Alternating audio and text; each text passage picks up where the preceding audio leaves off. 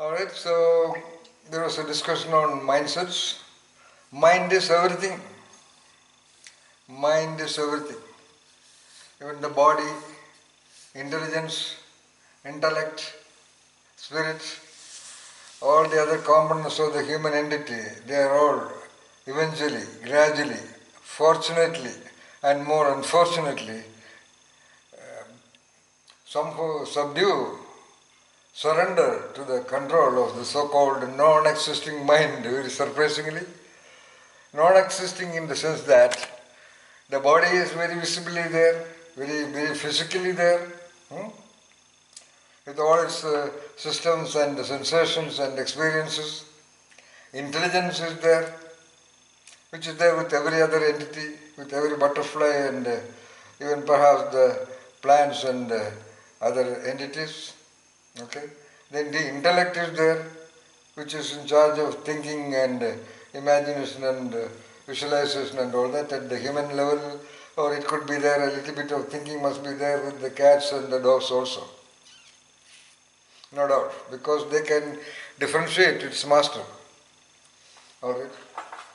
But all this somehow come under the control of the mind, Mariam. That's why we happen to discuss about mind, and in the context, the most fundamental thing is certain mindsets somehow become terrible disadvantage for the, the, the, the very existence of the body, very existence of the person, the very existence of the entity. Like just the mindsets of people divide the world into countries, just the mindsets divide people into varied religions and varied political, ideological differences. See, mindsets, love marriage, okay, very high romantic love marriage, plenty of sweet nothings of dialogues and walking through the seashore and together making wonderful dreams, and within 3 months the mindset changes. If the mindset changed, then everything is simply reversed to absolute antagonism, to absolute hostility, to the extent that very false criminal stories are woven against each other and end up in so-called separation, and even after that continued animosity of possessing children or keeping children away from the other party and so on and so forth, so on and so forth. All these are the games of the mind. When the great English poet, English genius William Shakespeare, in his famous fiction The Macbeth, there is a famous line. Anybody knows? The famous line from The Macbeth of William Shakespeare. Life is a tale told by an idiot, full of sound and fury, signifying nothing. Actually, it is not idiot. Life is nothing but a tale created and maintained and sustained by the mind, full of sound and fury, of course along with great music and dance, signifying nothing, whether it is great or not great, finally signifying nothing at the time of disappearance from this planet Earth. Coming back, we already discussed only one of the mindsets. I told you there are about 7 mindsets globally identified by creativity researchers that block that evolution and progress and development of the human entity.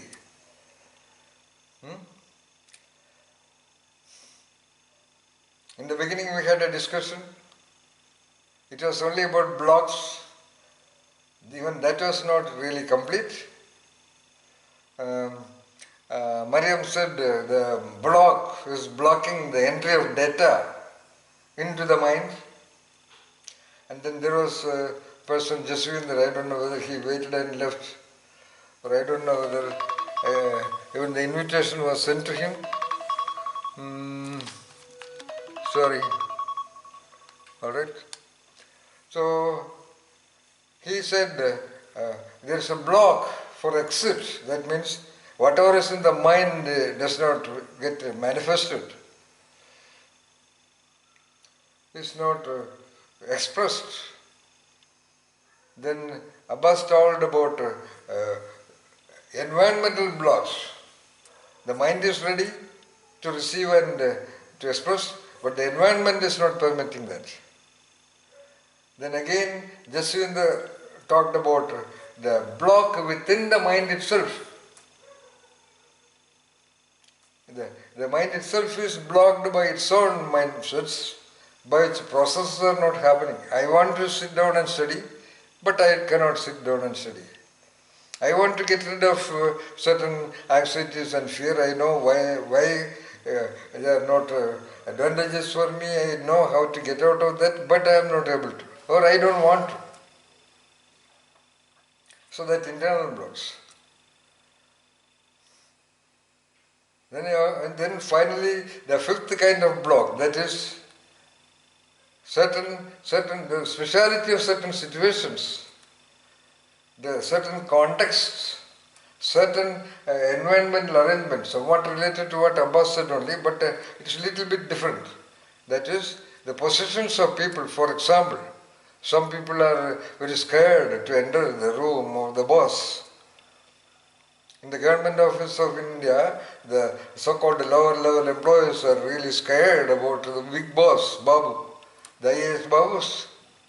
Almost anybody is scared of the so-called garland, rogue kind of police people. See? So these are the five major blocks which we just discussed. The block itself. I mean, we were discussing block itself, Diana. You got it? In between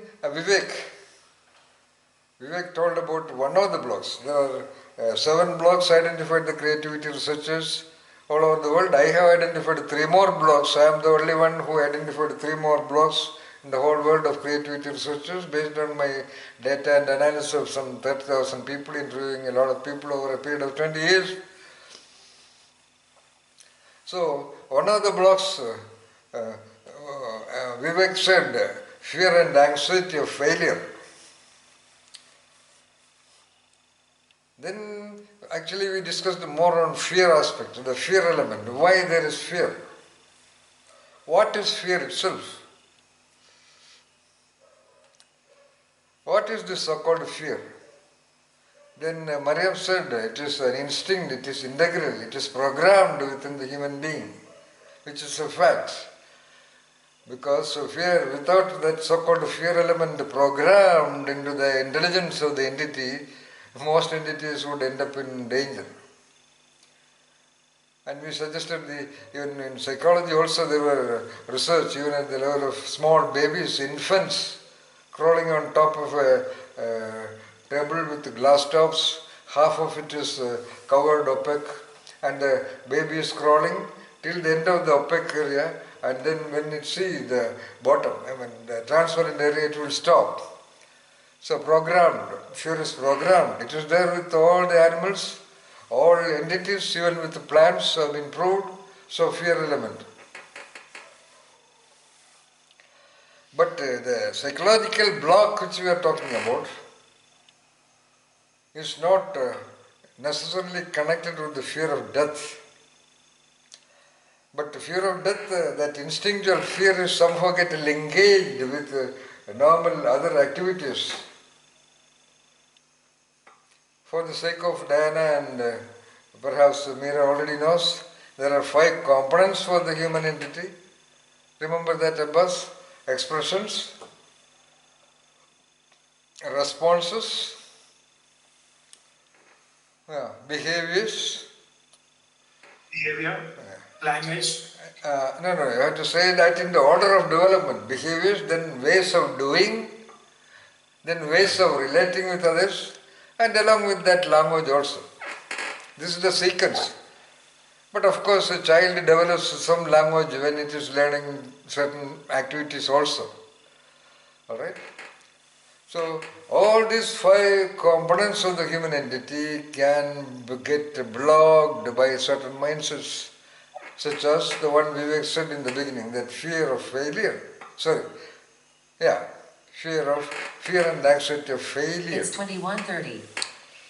We discussed a little bit about failure.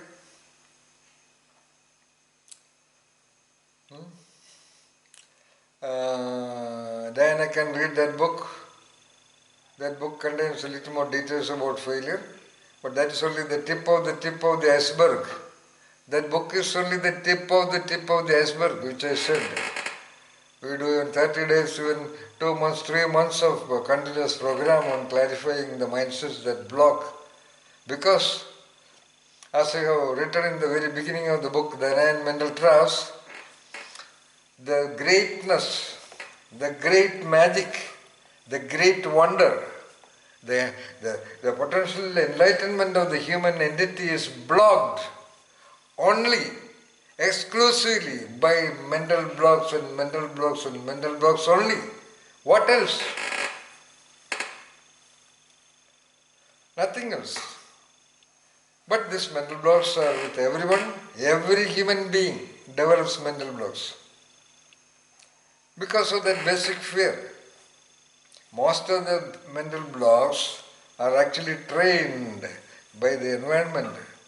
Basically, what is the environment of the young baby? What is the environment of the young baby, Mariam? Father and mother. Of course, the so-called great parents or siblings or maybe relatives once in a while visiting, or it could be any other guests or even neighborhood. Or as the child grows, the child may see some so-called films, so-called other information, and sorry to say so-called religion. They are all blocking the potential wonder of the human being. Because they are all required for the majority. Why these mental blocks? Let us say why fear and anxiety of failure is created in a child by the very parents. Why? There is a reason. Parents are very anxious. They have anxiety and fear whether the child would fail or child may not perform equally good in the school or in the kindergarten included. So in their quest, in their urgency, in their obsession to ensure the so-called success of their child, they would inevitably induce or train or impose the fear and anxiety of failure. We call it social conditioning. That is a little bit of knowledge you have. We can say in a way social conditioning, yeah. But social conditioning is also always a larger society. For example, religion is a social conditioning. How, in which way a female should dress, a female should walk, a female should behave, a female should talk, etc. are also social conditioning. I mean, not only social conditioning. Okay? You are right also, but it is much more peripheral. Here it is actually, we can say, environmental conditioning, not consciously. Social conditioning is mostly consciously planned conditioning, Maria. But here, parents are actually not aware that when they insist the child to perform well in the school, most of the time, as the child grows up to class 3, 4, 5, 6, 7, 8, 9, and so on and so forth, the parents would, the cat, parents would actually do anything, including punishment, that you can imagine. That happens in so many schools, and you have even heard of incidents where children committed suicide for not getting a first class or distinction or getting admission to so-called professional colleges and universities and so on and so forth.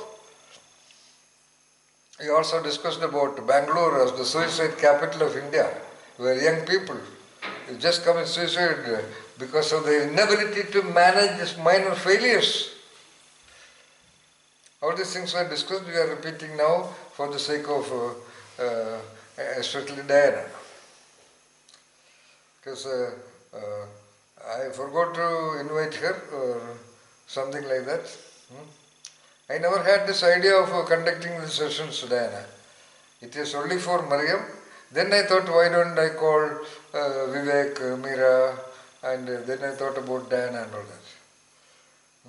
Okay, sir. Thank you, sir. All right. So, understand this here.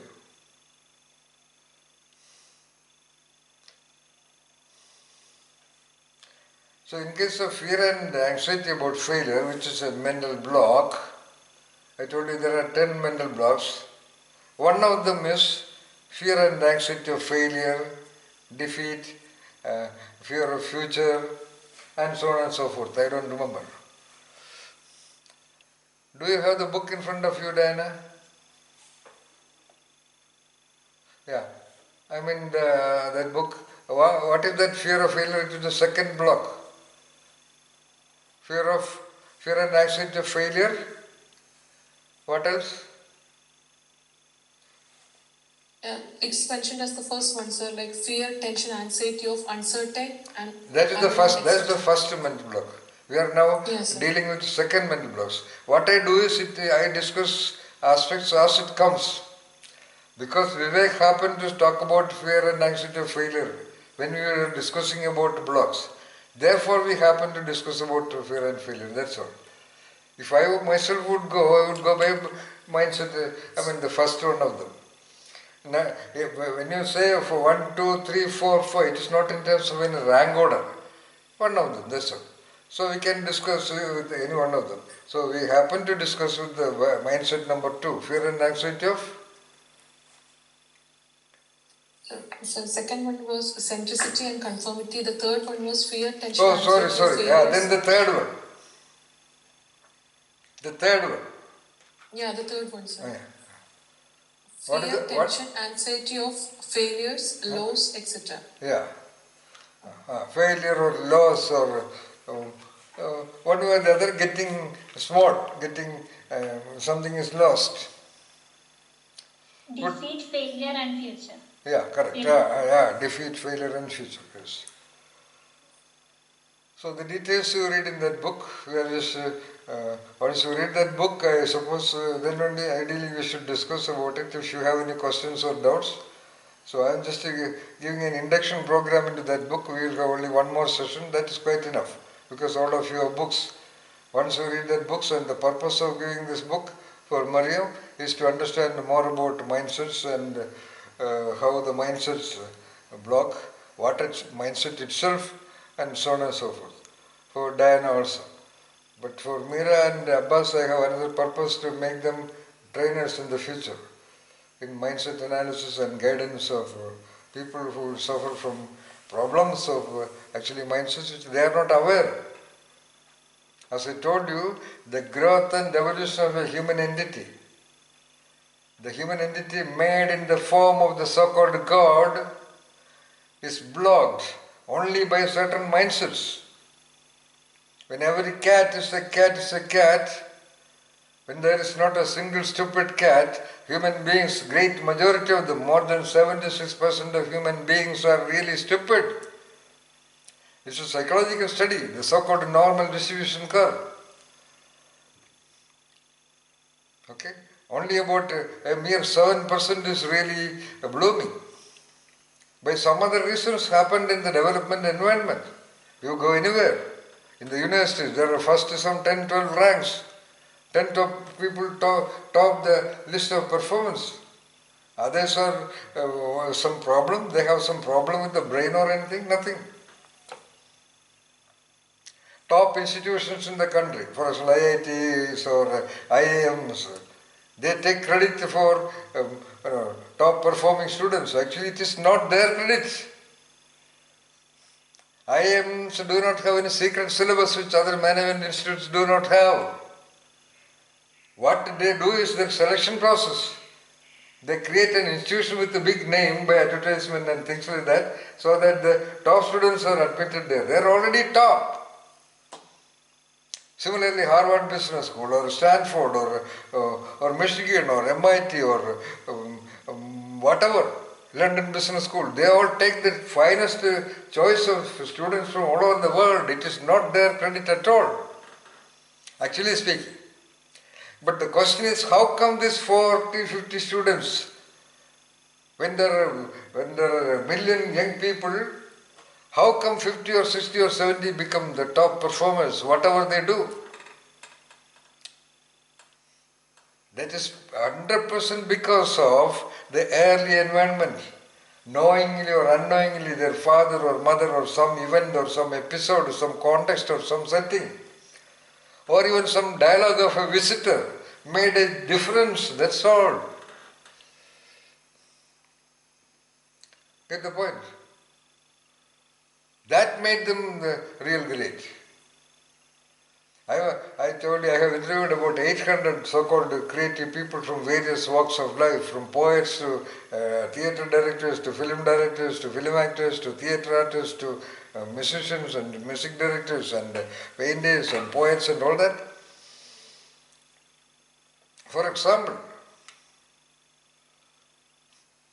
when you are talking about fear of failure on the one side which defeats millions of beautiful intelligences, okay, despite the desires, everyone knows that failed students also wanted to become great, Mariam. They never wanted to become a failure. But somehow or the other, when they are sitting before the book, the mind is blocked because all the mindsets that block the human being, they are all stationed in the unconscious of the mind. I have written mind is like an iceberg. That's not my idea, it is the idea of Sigmund Freud. I have created a new word called Mindberg. Anyway, whether it is Mindberg, about 80 to 85% of the contents of the mind are in the so-called unconscious, in the non-conscious. All these blocking mindsets are in the non-conscious. Why?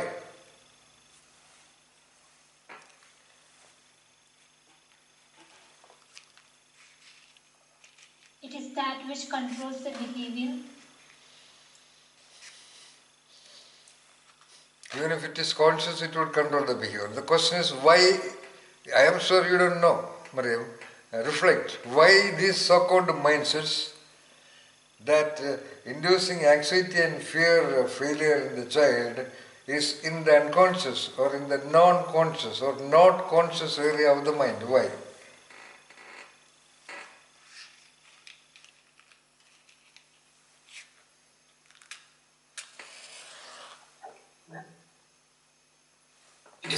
It's programmed like that.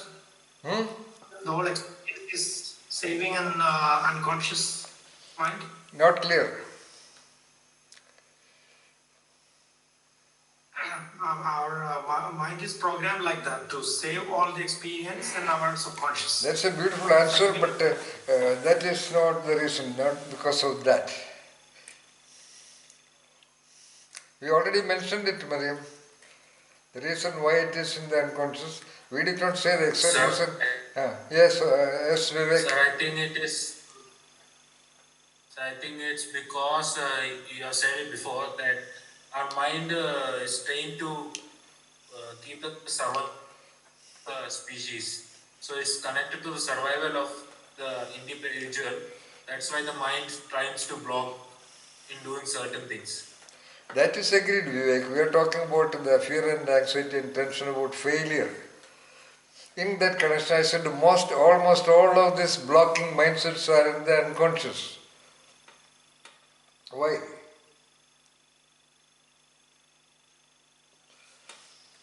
What all that you said is right, Vivek. The question is only why. Pardon me, Mariam. From childhood itself, they are Beautiful, programmed. exactly. The rudimentary beginnings, the roots of all these blocking mindsets are inducted into the child during the developmental times, that means during childhood, that is why. By the way, did you study psychology, Maria Kuti? Yes or no? Really. Not really, oh wonderful. Alright, actually we mentioned this, you have to connect it. I talked about for 10 minutes back that parents induce the fear and anxiety and tension about failure. As a result, the problem is, first of all, the person, even at the age of 80, 90, there is an anxiety and tension with all kinds of worldly experience, all kinds of experience. Okay? Even if, for example, Vivek, even if not Vivek, okay, let us say some other advocate. Even after arguing cases for 30, 40 years, when he goes to the Supreme Court, when before the Supreme Court Chief Justice, there is an anxiety and fear and tension.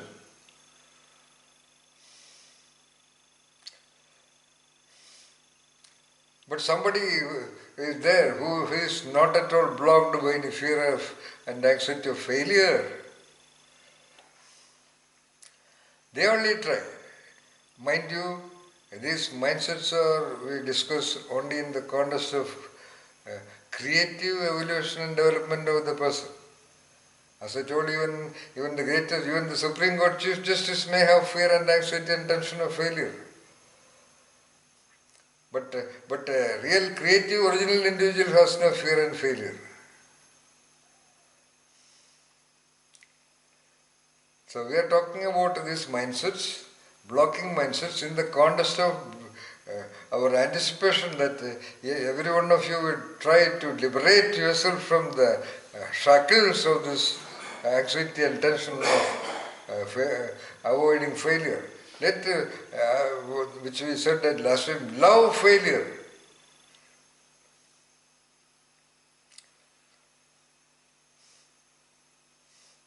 Yes, you are going to fail, so what?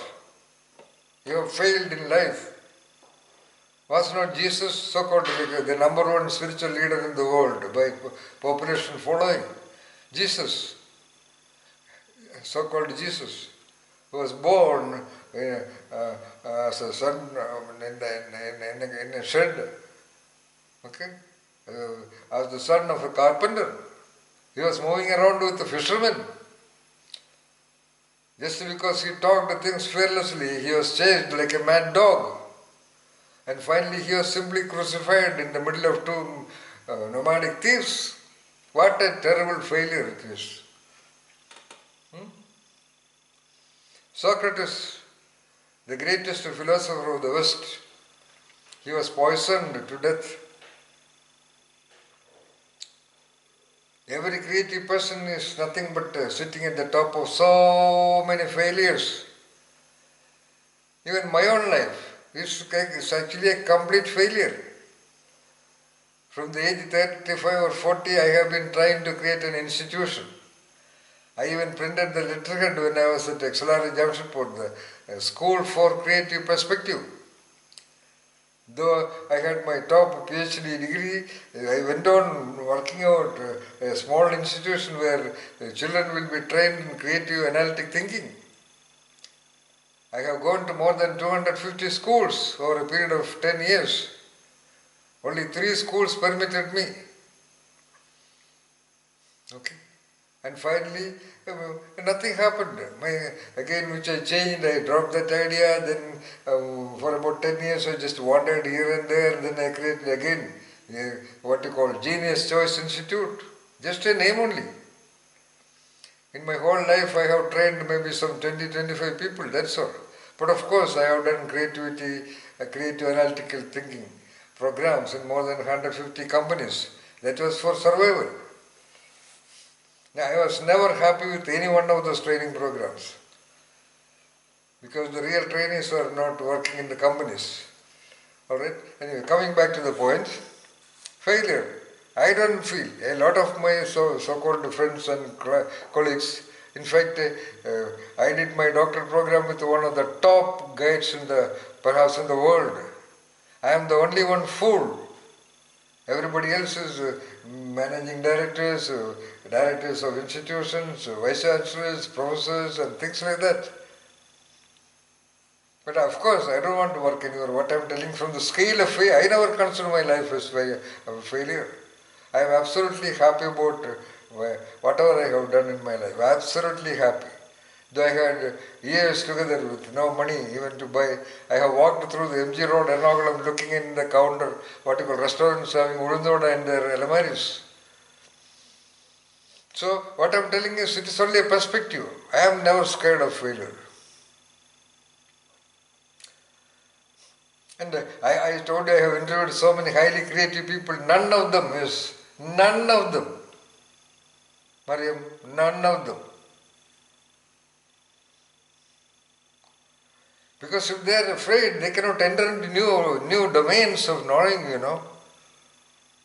Why most of the modern educated people, they don't read anything out of their syllabus. Even in syllabus, they don't cover everything. They don't do any studies. As I told you last time, 500 B.Tech MS students in IIT Madras, nobody has even heard of the book Jonathan Livingston Seagull. Though it was chosen as one of the top 5 books of 20th century. Because they are scared. They are scared. They have the fear of failure, whether they would understand that new book. They would not. Because their mindset is already blocked. Even when they read a language, what is Jonathan Livingston Seagull? Is it big calculus or chemistry or physics? Even a 10-year-old child can read it and enjoy it, but they don't read, increasingly.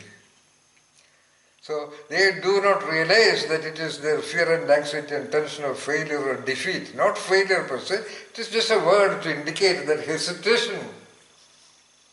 Not exactly failure in examination or failure in making money or failure in marriage, no.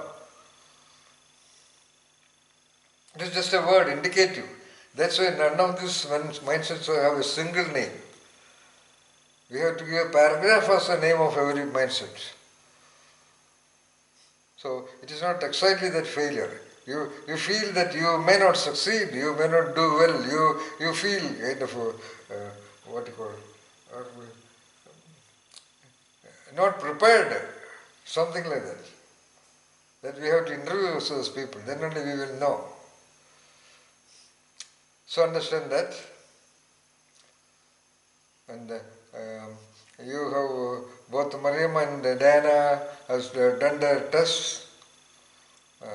I think the scores are a little high. Okay, don't worry about the scores. That's only indicative. It is not like a barometric measurements. It is only indicative of the relative highness or lowness of certain mindsets. Okay, don't worry about that. That is the number one thing. Understand that. So if you are going for an interview, be ready to be failed. Okay? Well, that's after all that. Tomorrow is the interview. There is a day after tomorrow. Tomorrow is not the end of the world. Okay, that's all. Bring in some logic, some philosophy, some perspective, some understanding. Understand existence. So there is no direct antidote, there is no direct medicine to get rid of all these mindsets. Because mostly they are all in the unconscious. They are all just, even individuals are not aware that such a mindset is operating. That is why they don't do things, they don't understand that. Not able to read new things, do new things. Like somebody is never trying to do a little bit of painting, little bit of singing, little bit of dancing, little bit of driving, little bit of going around, meeting new people, whatever. Of course, Diana is a dancer and a singer. I'm just talking about those who are scared of even trying to dance, Diana. I am talking about those who can dance or who are not ready to enter on the stage of their own very school or college auditorium. I am talking about that.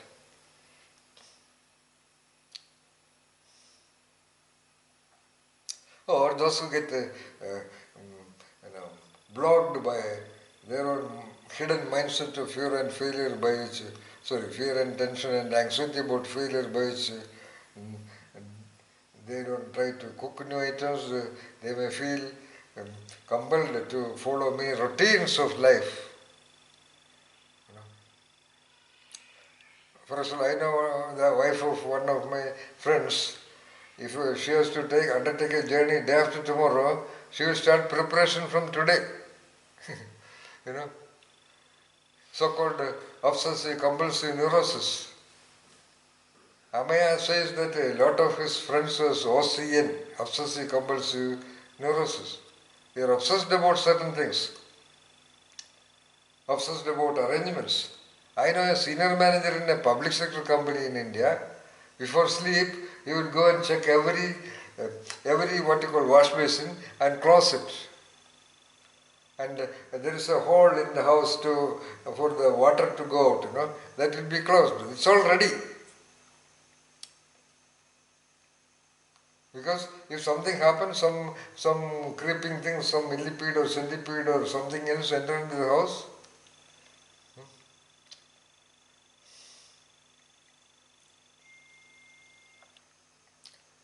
so these are only tips of the iceberg of examples.